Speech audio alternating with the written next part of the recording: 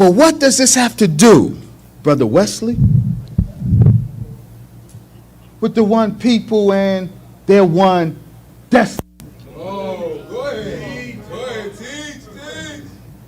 Let's talk about that. Yes, sir. Let's talk about God. What God are you talking about, Brother Wesley? Well, shoot, I only know one God.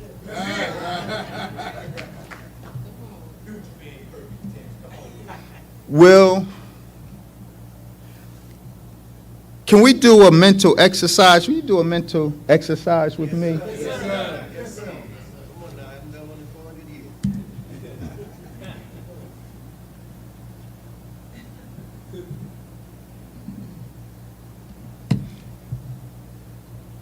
In this mental exercise, family, teleport back with me approximately 2,400 years. Teleport back with me mentally and go with me to an area in southern Spain. This, you see the strait where it says present, you see the Strait of Gibraltar, separating the tip of North Africa from the Iberian Peninsula, and to the left, the Bay of Cadiz. Cadiz is a important city in southern Spain. I want us to journey together back 2,400 years to this area, if you would. At this time in Cadiz, in southern Spain, the Phoenicians ruled that land. Does everybody know who the Phoenicians were? Hear about Hannibal the Great, right? Yes. And I believe, though I don't know if it's just internet fabrication, Denzel Washington is scripted to play Hannibal in the movie. Is that true? Yes, sir. Well, that would be appropriate. Hannibal was a Phoenician general. The Phoenicians was a sister culture to the Israelites. And why that's important is because the Israelites, or Israelite religion, is the basis of the religion of this book. This book in particular I have is the Hebrew Bible, meaning the Bible in Hebrew. Yes, sir. Very important. The Bible in Hebrew, not King James English Bible. The Phoenicians and the Israelites, our sister people, and the Israelite religion is the root of biblical religion, and biblical religion is the root of Quranic religion, because the Quran defines itself according to the peoples of the book, the previous books. Yes, sir. Yes, sir. The Quran is the book that validates the books that went before. Yes, sir. So these two books emanate from the same God. These two books, in essence, are of the same religion. Okay? So, around 400 BC, the Phoenicians ruled the whole area of southern Spain. At that time, currently the Bay of Cadiz is as we see it. But back then there was an island, a long island in the Bay of Cadiz. Now what I want to draw our attention to is behind the island, there was an islet, a tiny island.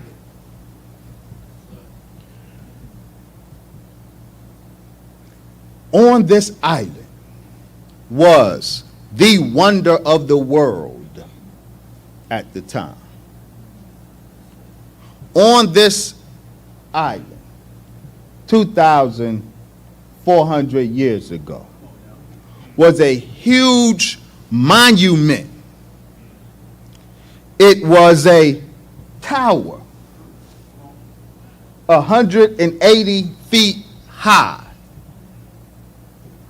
Atop this tower was a huge 10-foot statue. It was a statue of a black God, a black man. He had on a gold cloak. Here we have a 13th century representation of this wonder of the world at the time. The Christian Alfonso X artistically depicted the monument, and this is faded, but you still see the white tower topped by this black figure.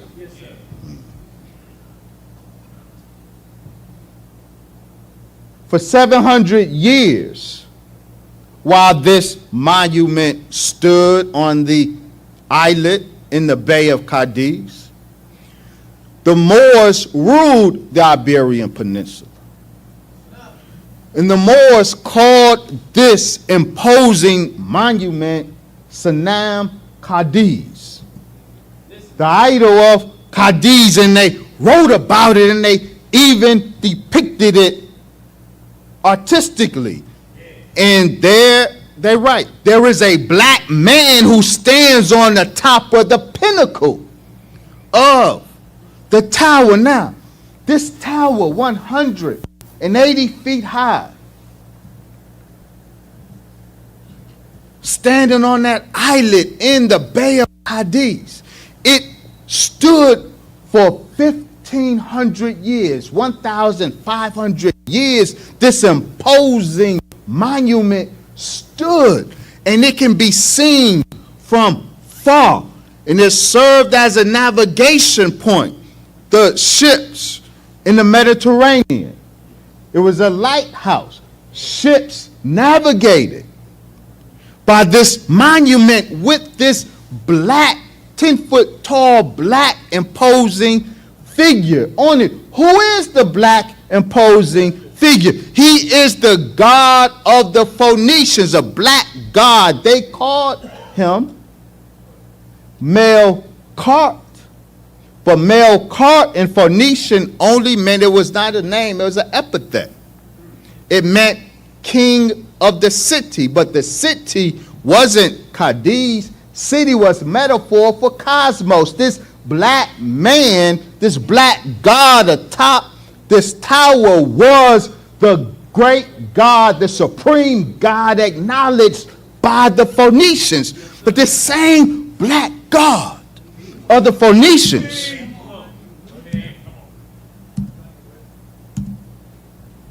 is the same black God that Israel worshipped and is at the root of biblical religion. For 1,000 years, the world was in awe of this wonder of the world, this monument with this imposing black God looking over the sea.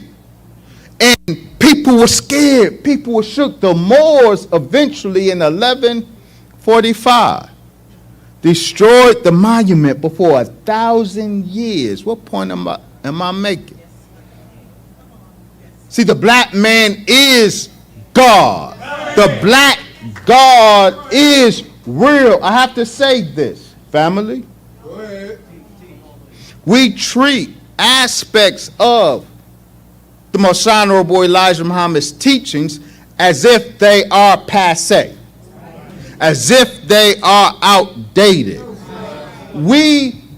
Some of us think that when the Honorable Elijah Muhammad said God is black, that he was giving black people something they needed psychologically, that teaching of his had great psychological and therefore social value, but it had no truth value. And so, everything in your garbage can right now, every item, at one point, it had value. At one point, it had utility.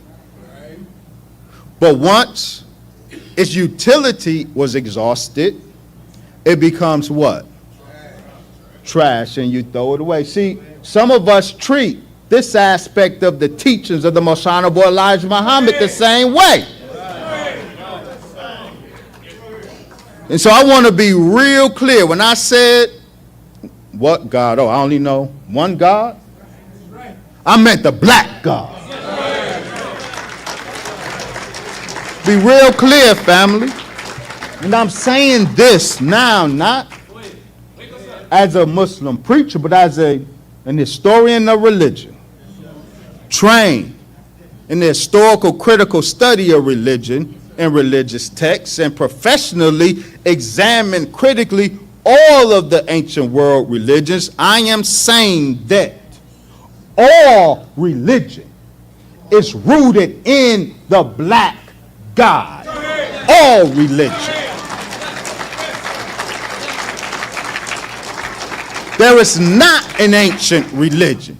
The religion of this book, the Bible, is rooted in the truth of the black God. The religion of this book, the Quran, is rooted in the truth of the black God. Buddhism, Hinduism, all of the ancient religions. You can't understand anything that you read in any of these texts if you don't have the black God, the truth of the black God as the starting point.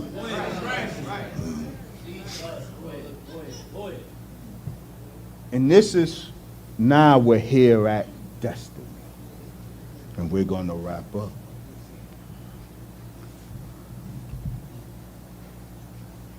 Religion. I said all religion is rooted in the truth of the black God. That truth is not just the fact of the black God,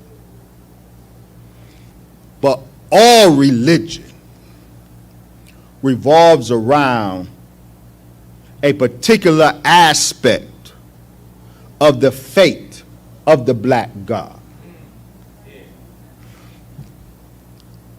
The religions of the world, they revolve around not just elucidating who God is, but their central purpose is elucidating what happened to God.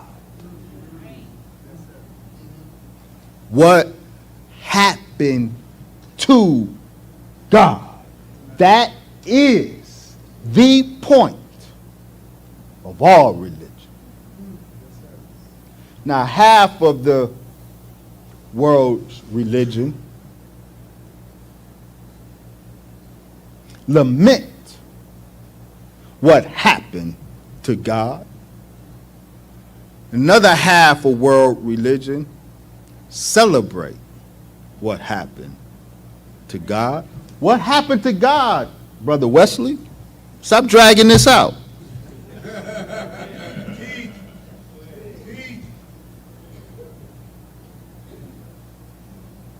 If we travel today, you and I, to the South Asian country of Burma, formerly called Myanmar, in the capital city of Burma. Burma is a Buddhist country.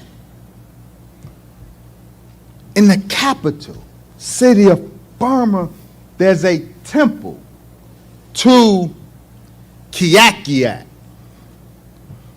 the Buddhist god. Kyakiat. Kyakiat means God of the gods.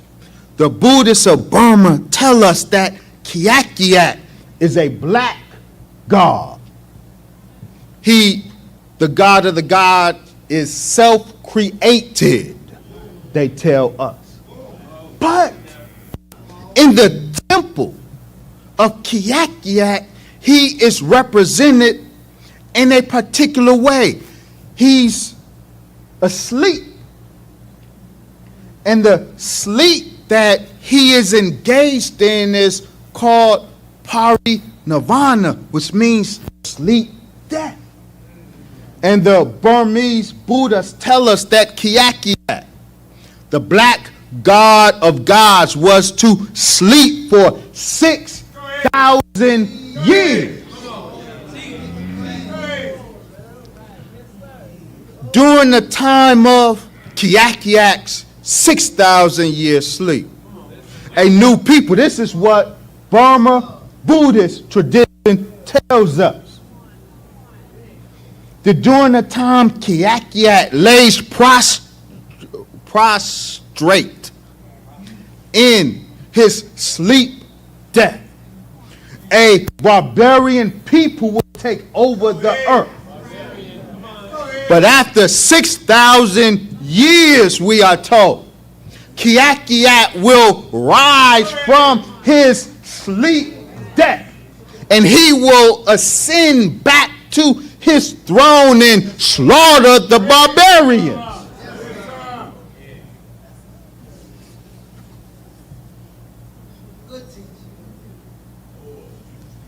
You are Kyakiat, black man and woman.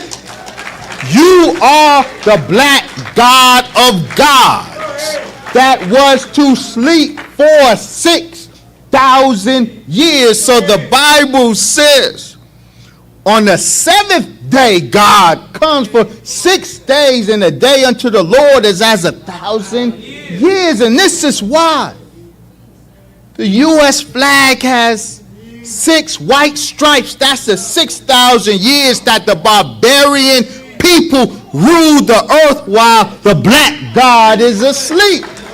But after the close of day 6, Kyakiat rises and assumes his throne now. But while in his sleep state,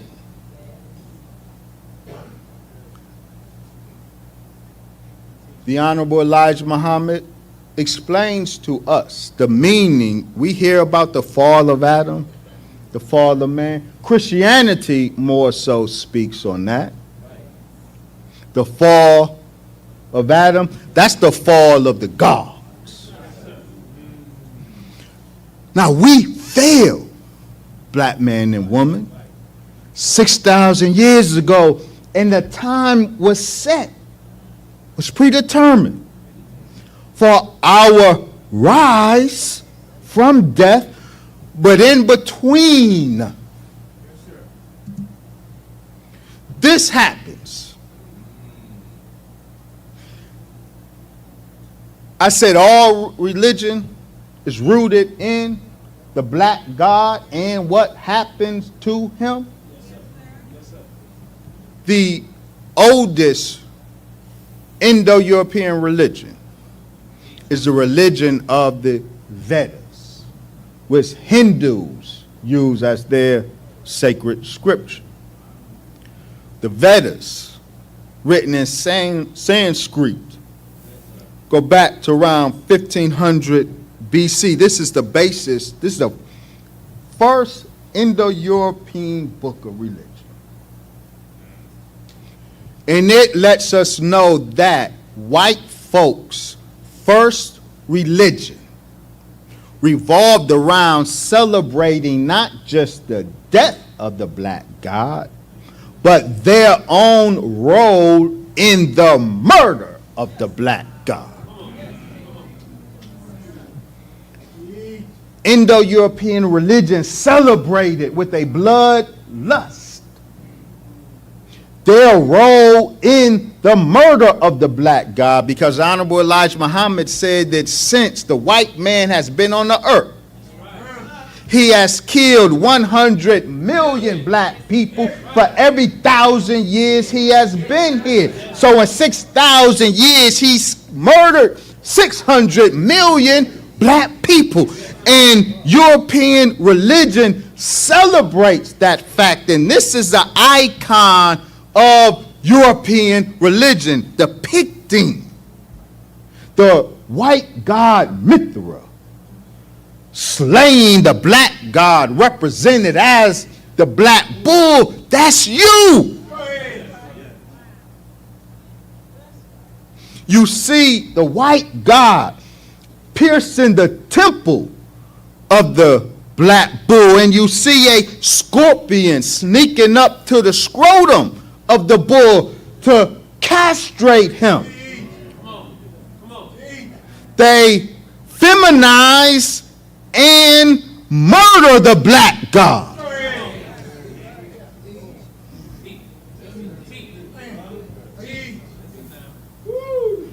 This is why, family. This is why, and I'll close here.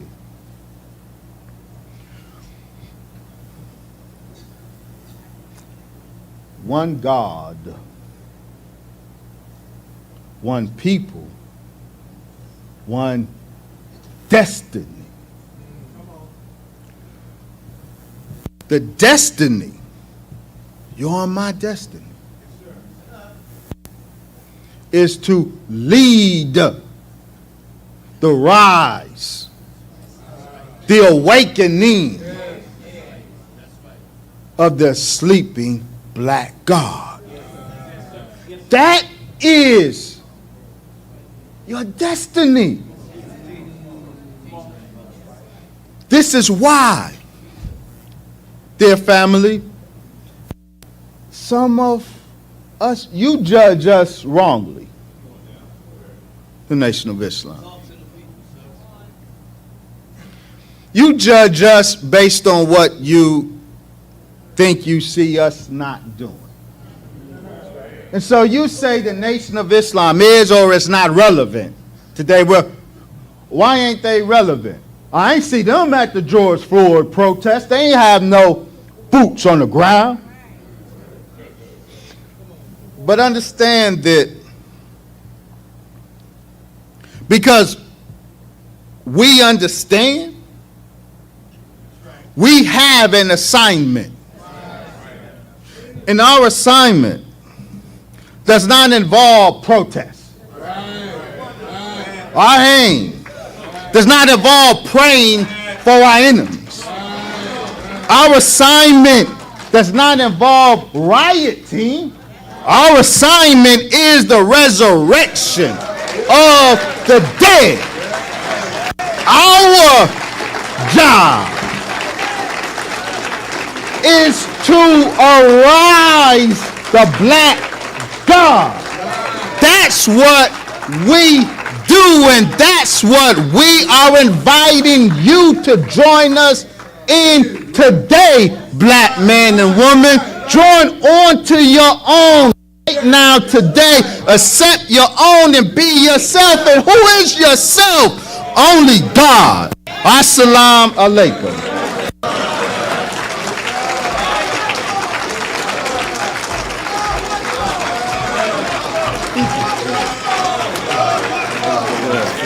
Takbir! Takbir! Takbir! Please show your love for student minister Dr. Wesley Muhammad.